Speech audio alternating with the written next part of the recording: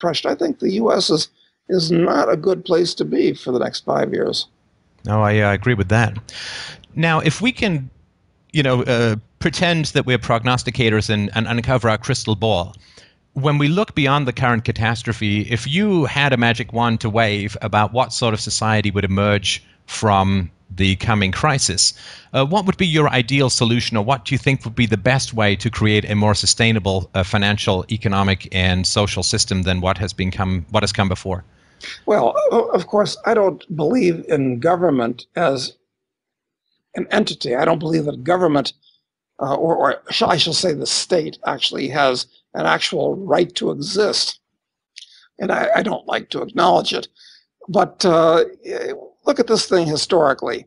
For many hundreds of thousands of years, people organized themselves on a tribal basis.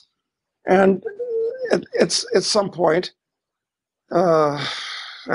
starting with ancient Egypt, then you gave your loyalty not to your tribe, people that you knew, but that you gave your loyalty to a king. And then, starting in the 1700s, the nation state arose.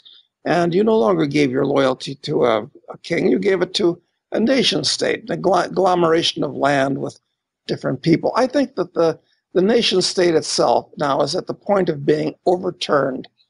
And I think the nature of civilization is going to change as seriously over the next couple of generations as it did when kingdoms were overturned, and before that when tribes were overturned. So but there's other things too. I mean, Moore's law, technology is advancing very, very rapidly in about 50 significant areas. And there are more scientists and engineers alive today than have lived in all of previous human history put together. And they're making advances. So while I'm pessimistic for the short run, I'm optimistic for the longer run. But the problem is the state is going to be like a gigantic and very dangerous dinosaur thrashing around. And in its death throes, it's going to take more and more power for itself, because people are going to demand that the state do something to solve their problems. They think of it as a cornucopia. So I think things are going to get much worse before they eventually get better.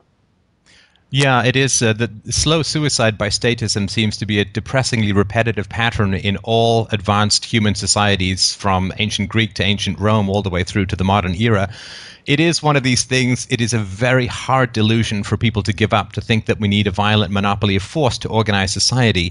And that is, I'm a reluctant anarchist as well. I sort of eventually came to the conclusion that when you look at the morality and the evidence of the state, it really can't be allowed to continue. Either the state survives or humanity does, but I don't see the two coexisting in a very positive way. Was it a slow process for you coming to that conclusion? Did it happen all at once? Was there any particular piece of the puzzle that fell into place?